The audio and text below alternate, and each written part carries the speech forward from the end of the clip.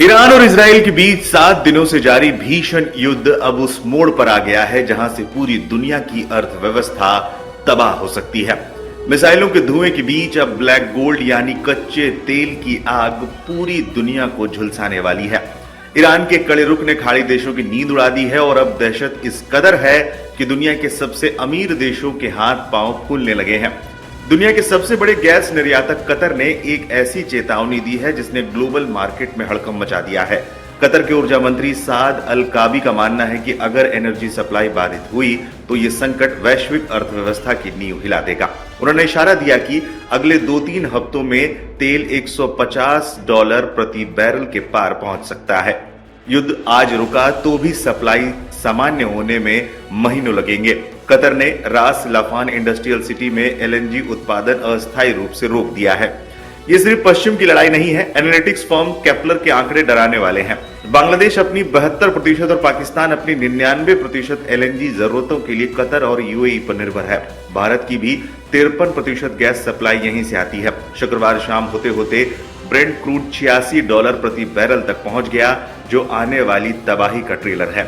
Iran ने जिस तरह से मिडिल ईस्ट में दहशत फैलाई है, उससे अरब देश अब युद्ध डालने की हर मुमकिन कोशिश कर रहे हैं। ईरान के राष्ट्रपति मसूद पेजेश्कियान ने हाल में ही इशारा किया कि कुछ देशों ने सीजफायर और वार्ता का प्रस्ताव दिया है। हालांकि उन्होंने नाम नहीं लिया, लेकिन जानकार मान रहे हैं कि ये प्रस्ताव उन खाड़ी देशों की तरफ से ही आए हैं जिनकी अर्थव्यवस्था तेल और पर्यटन पर टिकी है। उन्हें डर है कि अगर स्ट्रेट ऑफ हॉर्मुज बंद हुआ तो उनके पास बचने का कोई रास्ता नहीं होगा। मसूद पेजेश्कियान के एक हैंडल से पोस्ट किया गया, कुछ देशों ने मध्यस्थता के प्रयास शुरू किए हैं। हम ये स्पष्ट कर देना चाहते हैं कि हम क्षेत्र में स्थायी शांति के लिए प्रतिबद्ध हैं। फिर भी अपने राष्ट्र की गरिमा और संप्रभुता की रक्षा करने में हमें कोई संकोच नहीं है।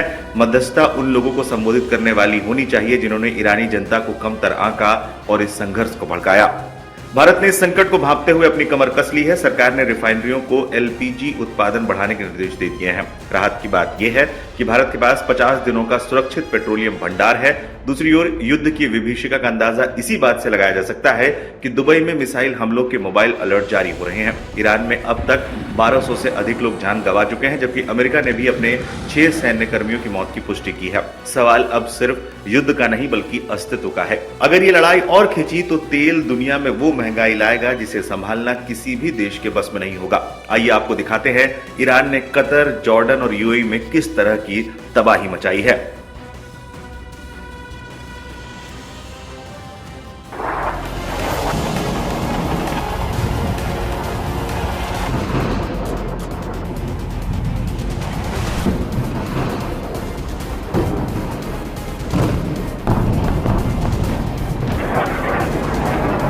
ईरान और अमेरिका इजराइल के बीच चल रहा युद्ध हर गुजरते दिन के साथ और ज्यादा खतरनाक होता जा रहा है।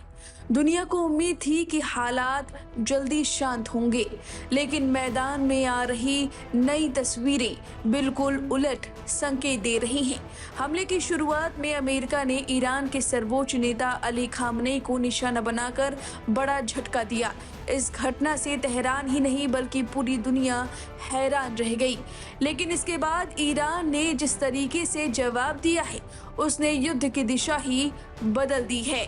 तेहरान ने सीधे उन अमेरिकी सैन्य ठिकानों को निशाना बनाना शुरू कर दिया जो खाड़ी क्षेत्र में फैले हुए हैं। मिसाइल और ड्रोन हमलों के जरिए ईरानी सेना ने अमेरिका के एयर डिफेंस नेटवर्क को कमजोर करने की रणनीति अपनाई।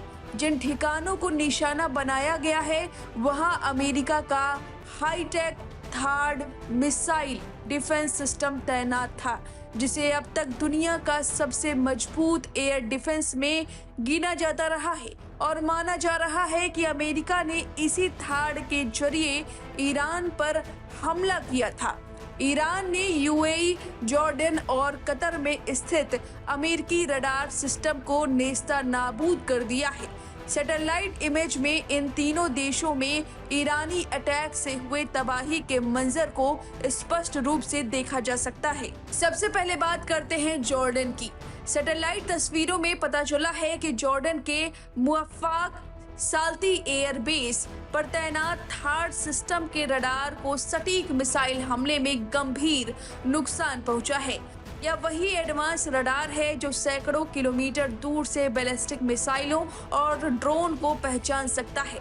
रिपोर्ट के मुताबिक ईरान ने इस रडार को खत्म करने के लिए एक से ज्यादा मिसाइलों का इस्तेमाल किया, जिससे एयरबेस के पास जमीन में बड़े बड़े गड्ढे दिखाई दे रहे हैं। यानी अमेरिका ने जहां से ईरान को जख्म दिया, वहीं पर ईरान ने हमला किया है और यह हमला बेहद सटीक था। वहीं कतर की बात करें तो satellite imagery company planet labs द्वारा जारी तस्वीरों में कतर के अल खोर रडार साइट पर हुए हमले से नुकसान को साफ देखा जा सकता है। यह रडार साइट अमेरिका के सबसे बड़े मिडिल ईस्ट एयरबेस अल उदैद एयरबेस के उत्तर में स्थित है। रिपोर्ट के मुताबिक इस हमले में अमेरिका के अत्याधुनिक ballistic missile early warning radar system ANFPS 132 radar को नुकसान पहुंचा है। इस सिस्टम की कीमत लगभग $1.1 बिलियन, करीब 9,000 करोड़ रुपए बताई जाती है। यह रडार अमेरिकी सेना के लिए बेहद अहम है, क्योंकि यह लगभग 5,000 किलोमीटर तक की दूरी में बैलिस्टिक मिसाइलों का पता लगा सकता है। इस रडार के जरिए अमेरिका और उसके सहयोगी देशों को दुश्मन की मिसाइल लॉन्च होने की शुरुआती चेतावनी मिलती थी। एक्सपर्ट्स की माने इस रडार को नुकसान पहुंचने से खासकर खाड़ी देशों के लिए मिसाइल हमलों की चेतावनी का समय अब कम हो सकता है। वही दावा किया जा रहा है कि ईरान की सेना यानी इस्लामिक रेवोल्यूशनरी गार्ड्स कॉर्प्स ने इस रडार साइट को निशाना बनाया। कुछ आकलनों के अनुसार यह हमला मिसाइल से नहीं बल्कि एक सुसाइड ड्रोन के जरिए किया गया हो सकता है। वहीं यह रडार सिस्टम दुनिया में बहुत कम जगहों पर तैनात है। अमेरिका के पास ऐसे रडार अपने देश में कुछ ही ठिकानों पर हैं, जबकि विदेश में इनके प्रमुख ठिकाने ब्रिटेन, ग्रीनलैंड और कतर जैसे रणनीतिक इलाकों में है। सैटेलाइट तस्वीरों से खाड़ी क्षेत्र के कई अन्य सैन्य ठिकानों और इंफ्रास्ट्रक्चर को भी नुकसान पहुंचाने के संकेत मिले हैं। इससे साफ होता है कि क्षेत्र में चल रहा सैन्य टकराव धीरे धीरे और व्यापक होता जा रहा है।